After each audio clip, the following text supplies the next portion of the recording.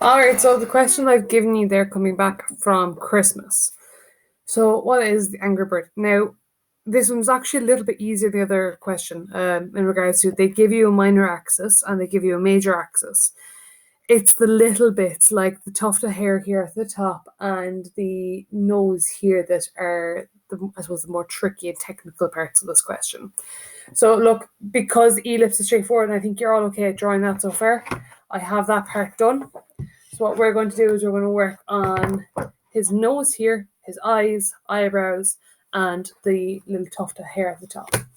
So the first thing I'd say to start with is if we look here.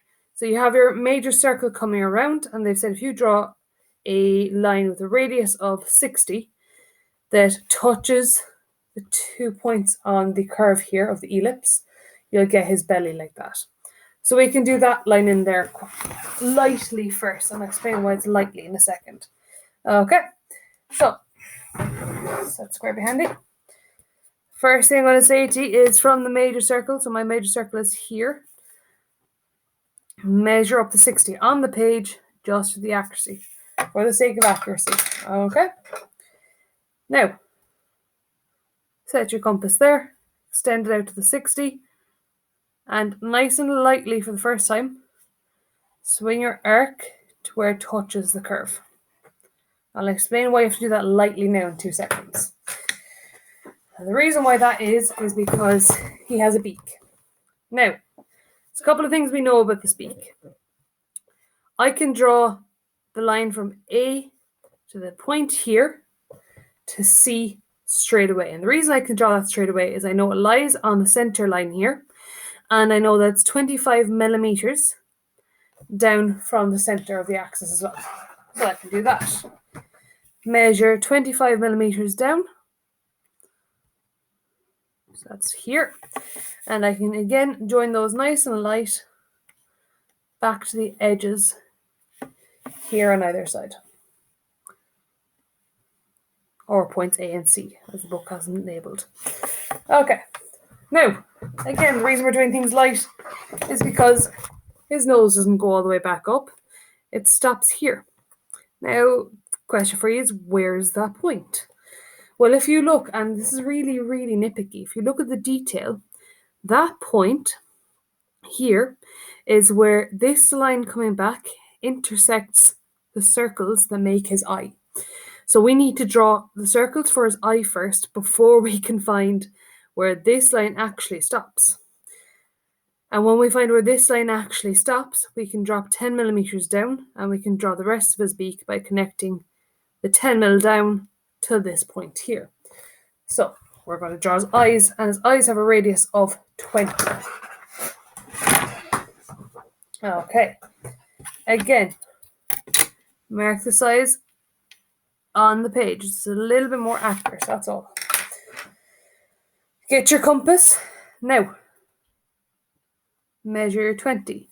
What I'm going to say to you as well is when you have your 20 marked on one side of the line, swing it over, and that'll just make sure that your two circles are tangential to each other. And that shows the really good accuracy. So we'll draw one circle, nice and light on the compass. Draw one eye. And we'll draw the second eye. Now, something's happened there. See this? Don't know how well you can see it.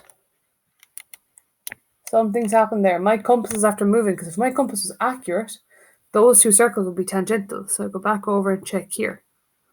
So my compass moved when I lifted it off the page. So you double check it, double check this, and swing again. If you find your compass is moving too easily on you, there's two screws at the top that you might just need to tighten. Okay. Just need to move you guys back out of the way again. Double check this again. I don't know if you've ever heard the expression, measure twice, cut once. Measure again, and then swing my eye. And make sure if you need to hold the compass steady, that you can hold the top and you can hold the leg with the spur. Do not hold the leg with the needle or with the lead, otherwise it'll move on you. You can see they're very easy to move. If your compass is moving, there should be 2 screws somewhere at the top here, or maybe 1 screw. Just grab a screwdriver and tighten those up. This is a new compass, so that's why it's a bit loose. Just need to tighten that one up a bit. And that should stop them from moving so easily then. Right, so as we said, this line comes back to where it hits the circle here. So I can draw that in now. Move stuff out of my way. So from here to the center, and from here in the center to where it hits the eye. So that's the first part of his beak, and we said if we drop down 10 millimeters, 10 millimeters brings us to here. We can finish off the rest of his beak because that goes back to the same exact point. Okay, you see as well, I'm wiping off the extra graphite off the page just to make sure we keep things clean. Okay. Now, what we can do is we can grab our compass back in a minute and fill these lines in heavy because we now know where they're going to sit. The next thing we're going to look at is we're going to look at these eyebrows. Now, there's a good bit of detail in these, okay? First of all, what we're going to do is we're going to come up from the edge here. We're going to go straight up, and we're going to find where the point that's 30 mil high is and the point that's 10 mil high is on both eyes. Okay. So, if I go straight up from the edge here, straight up from the edge, just like so, on both eyes.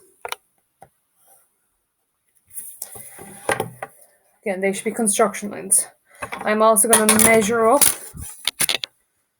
30 mil and just dot it off here as a construction, and 40 mil.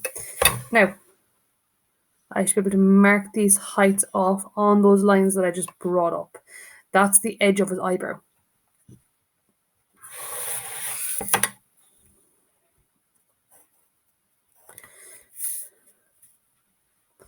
Okay, so I have that much.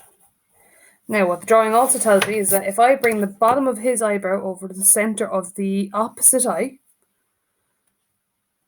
I'll be able to draw this line here. So it goes over through his eye, but it stops at the center line. Pay attention to that. It stops at the center line. The other one is the same. So from the bottom, so from the 30 line to the center, I have connected those. Now, the one I can see mixing up, this line here does not go to the center of the eye.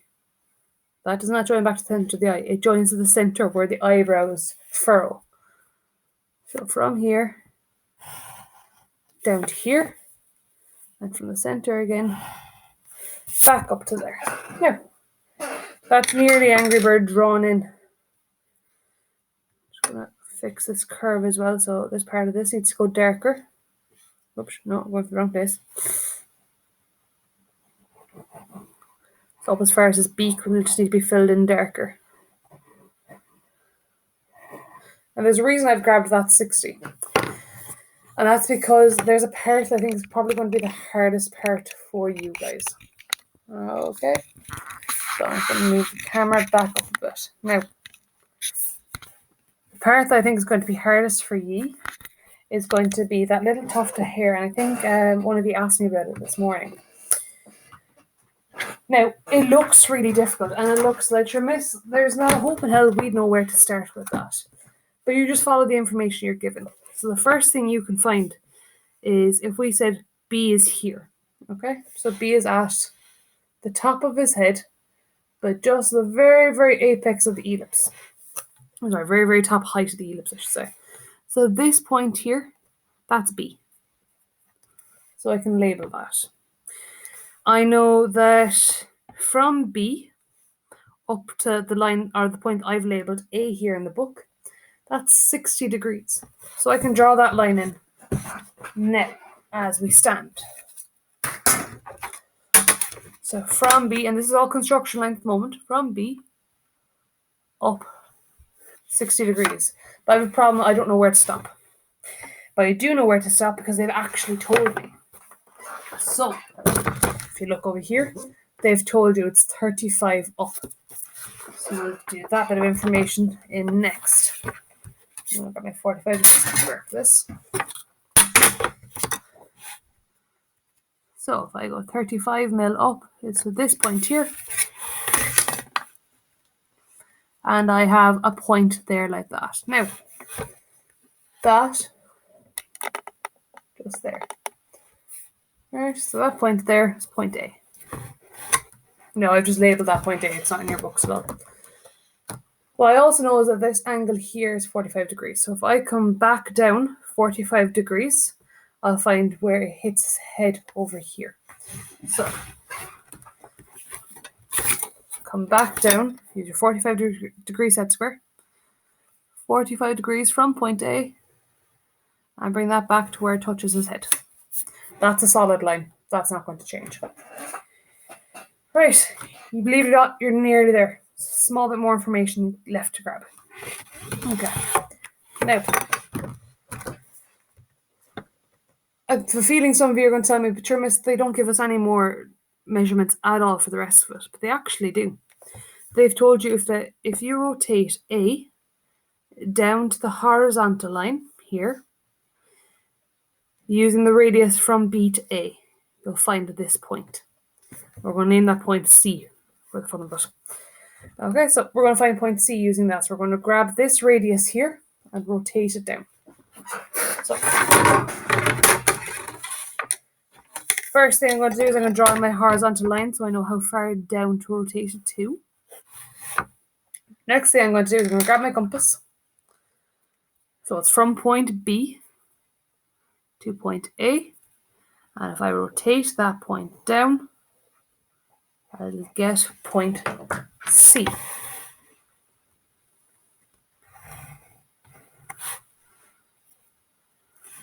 Okay, so one last line left to find. And I suppose some of you are probably looking at me or looking at this video at some point thinking she's gone batty. Sure, look, I can't find any other bit of information. There's no more information given. Hold on a second, there actually is. They've told you that if you follow C over to B and go up, where the angle of C goes up, where this angle goes up to, is actually where this crosses the minor axis. So there's a cross there. You can draw that in. You can draw that in from C here to where it crosses the minor axis. And if you do that light, you'll see where the intersection is. So do that light the first time, you'll see where the intersection is. And all you do is you fill in the heavier lines, the ones you want to keep. So if you ever have a question like this again, lads and lassies, just start at the very basics, start at the beginning, see where you can see something, understand something, and work from there. Other than that, then, that's that question done.